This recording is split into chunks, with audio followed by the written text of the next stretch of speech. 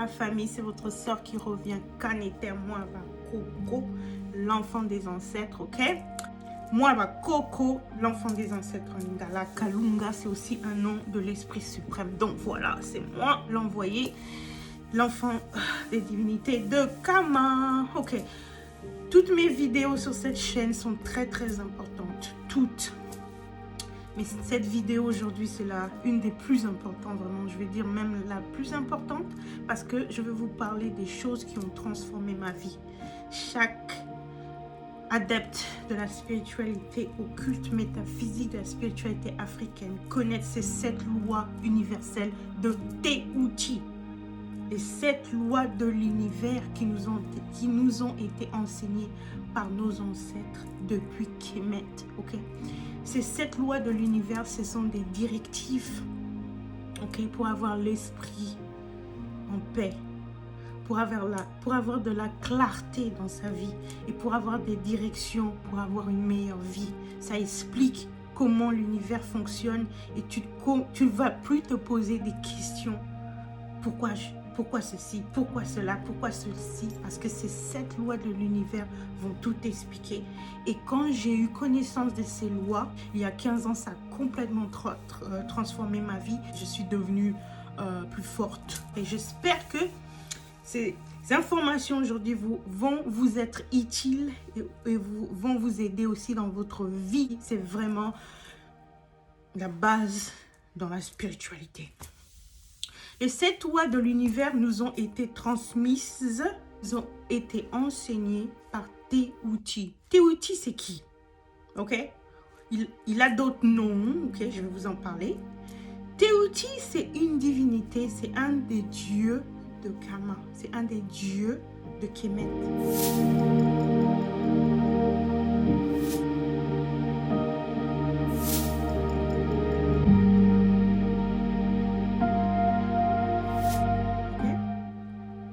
Une divinité africaine de Kemet, Tehuti. Certains disent que c'était un homme qui était tellement fantastique qu'il a été divinisé. Donc, Tehuti, il a existé. Les Grecs parlent d'une civilisation qui existait il y a 10 000 ans qui s'appelait Atlantis. Et à cette époque-là, Tehuti, Atlantis, il s'appelait Thoth.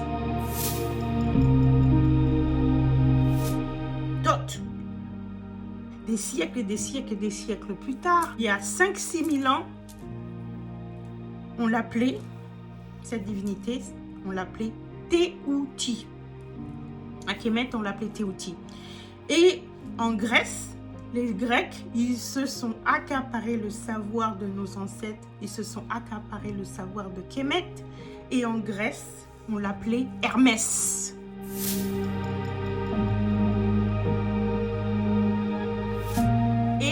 Vous allez souvent entendre parler des 7 lois universelles de Hermès. Ok?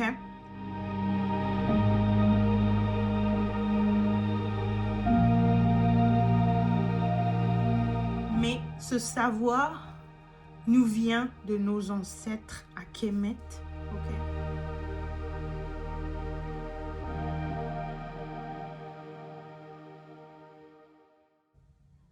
Nous vient directement de nos divinités, de nos Nétérous, pour nous aider, pour nous donner des directions, et la paix de l'esprit dans ce monde physique. Ok, je vais vous parler des 7 lois universelles de Tehuti. Ok, la première loi, c'est la loi du mentalisme. Je vous écris l'adage de la loi du mentalisme que vous lisez vous-même.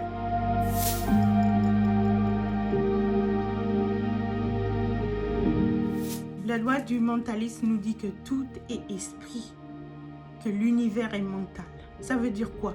Ça veut dire que tout ce que vous voyez dans le monde physique, que tout ce que vous voyez sur la terre a eu son commencement dans l'esprit. Ok?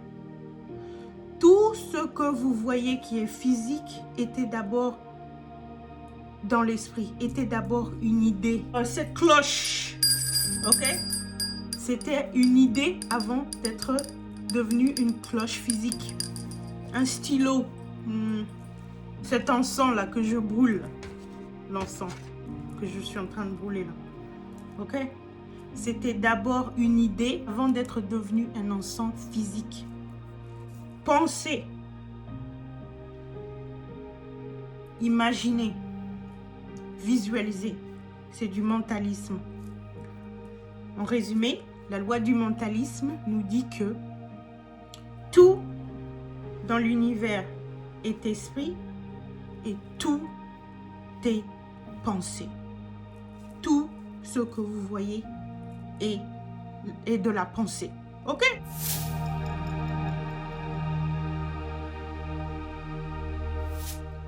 Deuxième loi, la loi de la correspondance.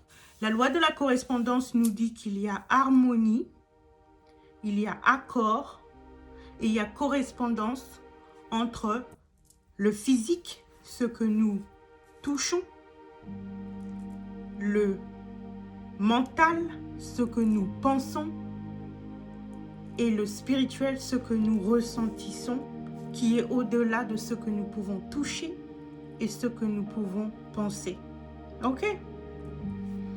La loi de la correspondance nous dit qu'il existe 3 grands plans d'existence. Il y a le grand plan physique, le grand plan mental et le grand plan spirituel. Et au fait, je dois vous dire que c'est cette loi universelle dont je vous parle fonctionne dans les 3 plans simultanément et en même temps. Ok? Revenons à la loi de la correspondance. La loi de la correspondance nous dit que il y a harmonie, je répète, il y a harmonie, il y a accord et correspondance entre les 3 plans d'existence que je vous ai cités. Beaucoup d'artistes et beaucoup de personnes dans la spiritualité, nous utilisons ce principe de la loi de la correspondance pour créer des choses dans notre vie. Prenons le cas d'un artiste de rap, ok? Un artiste de rap, un rappeur, ok? Les rappeurs, ils utilisent beaucoup le symbole du dollar, ok? Le symbole du dollar pour représenter la richesse, la prospérité, tu vois? Et ça, c'est utiliser un message subliminal mental qui agit dans notre plan mental, ok? Maintenant, ce même rappeur, dans son vidéoclip, il va nous montrer ses voitures, tu vois ce que je veux dire? Il va nous montrer ses voitures, il va nous montrer son argent, hein, ses billets d'argent, il va nous montrer ses bijoux en or, en diamant, you know what I'm saying? Ok? Et il va nous montrer ses maisons de luxe et tout ça. Et il va nous parler de ses business et tout ça, comme Jay-Z. Ok? Dans les clips de Jay-Z, on voit ça souvent. Et ça, c'est montrer leur gain matériel, leur gain physique. Et il y a aussi un aspect spirituel qui va arriver parce que ce même rappeur, il va aussi dans ses chansons, dans ses raps, il va nous parler de Dieu, il va nous dire qu'il prie, qu'il remercie Dieu, le Dieu qu'il a choisi, Jésus, Allah ou une divinité africaine. Il va dire oui, je remercie Dieu ceci, Dieu cela. Ça, c'est l'aspect spirituel. Et en même temps, il nous montre ses billets d'argent, il nous montre ses bijoux. Tu vois ce que je veux dire? Il est dans sa villa, dans sa mansion. Comment on dit ça en français? Ta grande villa, là, tu sais, là, les grandes maisons, là. Et tout ça. Mais il va toujours revenir au côté spirituel et mental parce qu'il va nous dire qu'il nous parle, qu'il rend hommage à Dieu, il rend hommage à Jésus, il rend hommage à une divinité. Tu vois? Ce rappeur-là, il montre ses gains matériels et il utilise aussi le côté spirituel parce qu'il nous rappelle qu'il prie, il remercie son Dieu et il a la foi jusqu'à ce qu'il va matérialiser d'autres gains. Hein? physique. Aussi, la loi de la correspondance nous montre que il n'y a jamais de séparation entre le plan physique, mental et spirituel. Et qu'il faut qu'on soit dans la balance, qu'on utilise tout le temps les 3 plans, tout ce qu'on a dans les 3 plans pour créer et faire des choses. Tu vois? Et il n'y a pas, je rappelle, la loi de la correspondance, c'est juste pour vous dire qu'il n'y a pas de séparation entre les 3 plans, physique, mental et spirituel, et que nous utilisons toujours ces 3 plans. Et les gens qui sont conscients, qui connaissent la loi de la correspondance, ils utilisent vraiment ça bien pour créer des choses et manifester des choses dans leur vie. Ok, j'espère que vous avez compris. La 3e loi, c'est la loi de la vibration. La loi de la vibration nous dit que tout est vibration dans l'univers. Tout bouge. Tout est toujours en mouvement. Il n'y a rien qui est au repos. Rien. Par exemple, cette pierre. Ça, c'est la tourmaline. C'est une pierre de protection, ça. Ok, vous mettez ça sur votre bureau, vous mettez ça près du lit, vous mettez ça dans votre poche. Ça vous protéger contre toutes les énergies négatives et les attaques psychiques et tout ça. La tourmaline, ok, c'est un objet solide, ok? Mais même ça vibre. Il y a des vibrations dedans, ok? Une table, même cette chemise que je porte, ok? Ça a l'air solide, mais les particules à l'intérieur de cette chemise, à cette table, ils bougent tout le temps. Ils bougent à une vitesse tellement rapide que ça semble solide. Donc, tout est toujours en mouvement. Il n'y a rien qui est au repos dans l'univers. OK? OK? Tes pensées et tes émotions bougent. Sont en mouvement tout le temps. OK? Même cette plume-là, très très légère, elle vibre. Elle est en mouvement. Les particules de cette plume vibrent. Même nos émotions, je répète, sont des vibrations, vibrent, bougent. Donc, la loi de la vibration nous dit que il n'y a rien qui est au repos et que l'univers est constamment en mouvement. Tout bouge. Les pensées, les émotions, les objets, tout. Et la loi de la vibration nous dit que la vibration la plus haute, c'est l'amour inconditionnel. Et la vibration la plus basse et la plus dense, c'est la haine. Okay.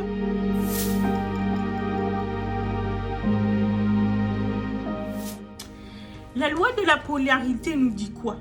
Nous dit que tout dans l'univers, tout est duel, a une dualité, et tout a un opposé. Ok? Haut, bas.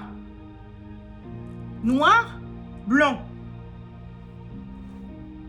Amour, haine. Bon, mauvais. Jour, nuit. Tout a une dualité opposée. Que je vous explique ça. Par exemple, imaginons dans un pays comme le Canada. Ok? Il fait toujours froid là-bas. Disons qu'il fait au Canada moins 25 degrés. Ok? Mais en même temps, vous allez dans un pays de la Caraïbe. Là-bas, il fait 25 degrés. Tu vois? Au Canada, il fait moins 25 degrés Celsius. Ouais, il fait très froid là-bas. Et aux Caraïbes, à Sainte-Lucie, par exemple, j'adore la Sainte-Lucie, il fait 25 degrés là-bas. La loi de polarité nous dit que c'est la même chose. Il fait toujours 25 degrés au Canada et à Sainte-Lucie, mais le degré est différent. Qu'est-ce que tu veux dire par là? Je vais vous expliquer. La loi de la polarité nous dit que comment peux-tu comparer une chose si on ne peut pas la mesurer? Donc, l'opposé, chaque chose a son opposé pour exister. Je répète, chaque chose doit avoir son opposé pour exister.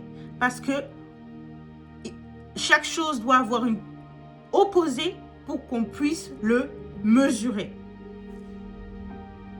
Donc, ce n'est pas la peine de se poser des questions aujourd'hui, à partir d'aujourd'hui, mes frères et sœurs, vous dire pourquoi il y a l'injustice, pourquoi il y a la haine, pourquoi il y a les noirs. Parce que il y a des gens qui sont riches, il faut qu'il y ait des gens qui sont pauvres. Parce qu'il y a des gens qui sont libres, il faut qu'il y ait des gens qui sont opprimés. C'est comme ça, c'est la loi de l'univers. Ok? La polarité nous dit que chaque chose doit avoir son opposé pour exister. Ok? Et chaque chose chaque chose est duel à différents degrés et doit avoir un opposé pour exister. Ok? Voilà.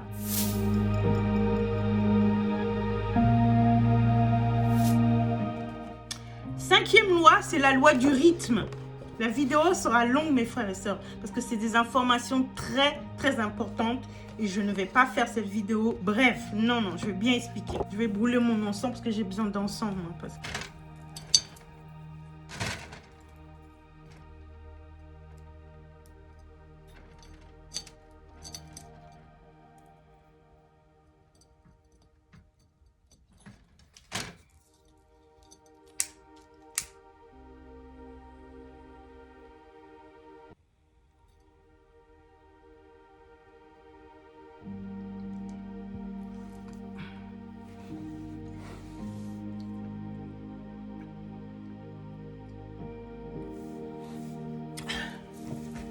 Ok, so, la loi du rythme.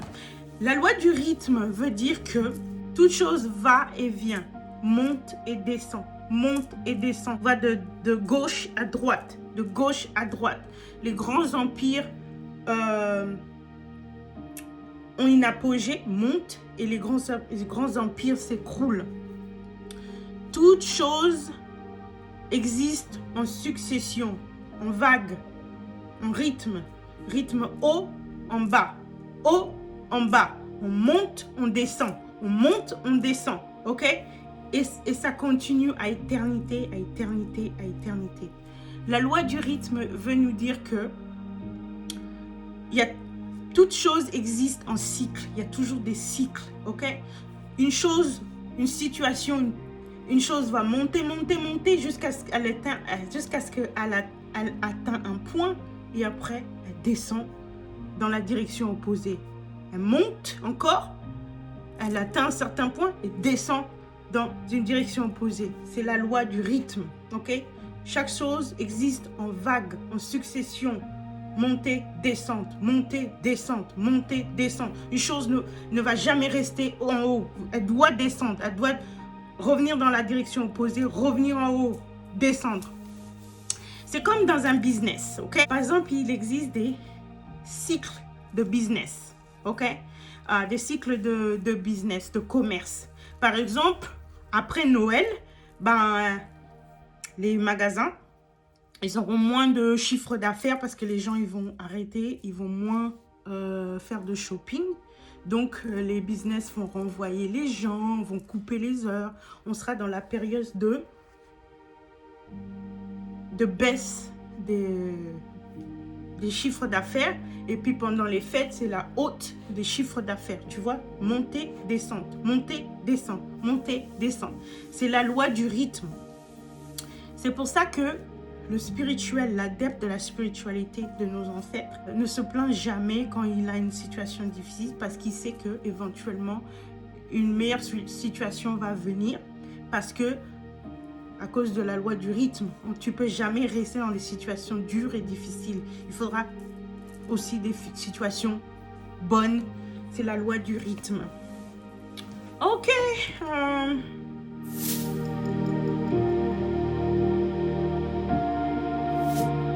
Sixième, c'est la loi de cause à effet. Et c'est ma préférée, la loi de cause et effet. La loi de cause à effet nous dit que tout dans l'univers, tout sur cette terre a une cause. Tout ce que nous voyons dans le monde physique a une cause et la cause est toujours mentale. Ok? Mentale. Il y a beaucoup de gens qui se plaignent et qui se demandent pourquoi ils ont des problèmes, ils ont des difficultés, tout ça. Si tu penses à quelque chose, ça va se manifester, ok? Tes pensées créent ta réalité. Tout ce que nous pensons se manifeste. Et pour devenir maître de ta destinée, tu dois devenir la cause, ok? C'est-à-dire que tu dois faire très attention, tu dois être très conscient de tout ce que tu dis et tout ce que tu penses. Parce que tout ce que tu penses, tout ce que tu dis va se manifester. Et là, l'effet, c'est ta vie. Tout ce que tu penses, je répète, tout ce que tu penses et tout ce que tu dis, c'est la cause qui est toujours mentale. Et ta vie, ta situation physique, c'est l'effet. Il y a beaucoup de gens qui se disent « Oh, j'ai pas de chance, j'ai toujours des malheurs, mais c'est quoi le problème ?»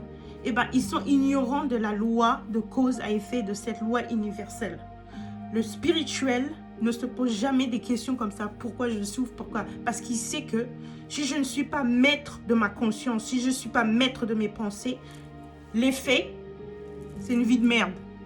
J'ai déjà parlé de ça dans la vidéo, c'est quoi la magie? Voilà, ça vient dans cette loi la loi de cause à effet. Donc, je répète, pour être un maître, pour avoir une meilleure vie, ok, tu dois absolument contrôler toutes tes pensées, tout ce que tu dis, tout le temps, ok?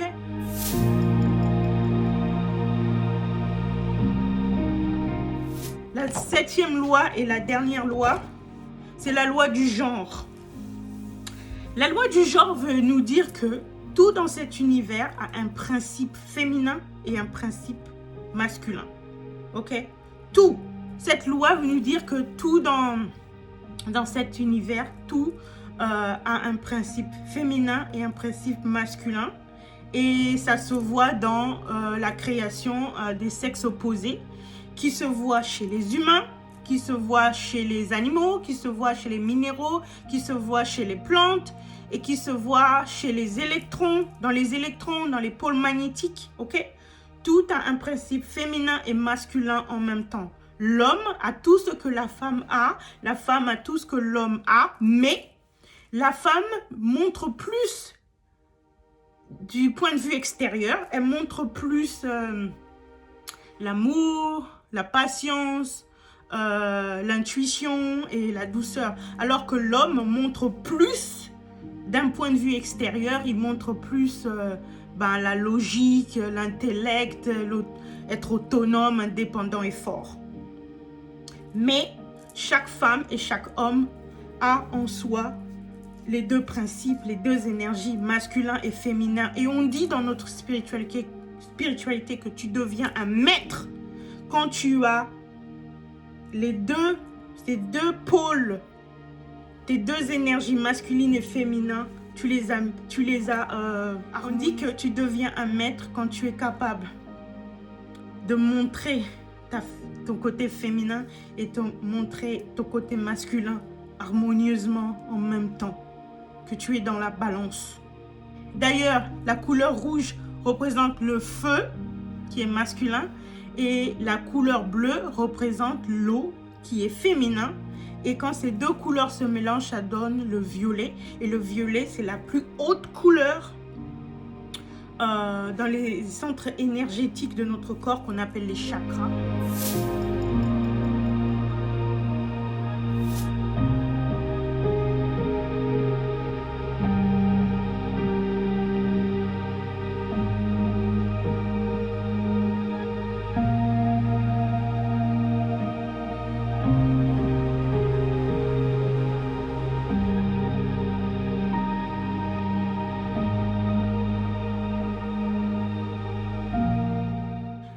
Il y a 7 centres énergétiques de notre corps et la plus haute, c'est celle de la couronne qui est représentée toujours par la couleur violet.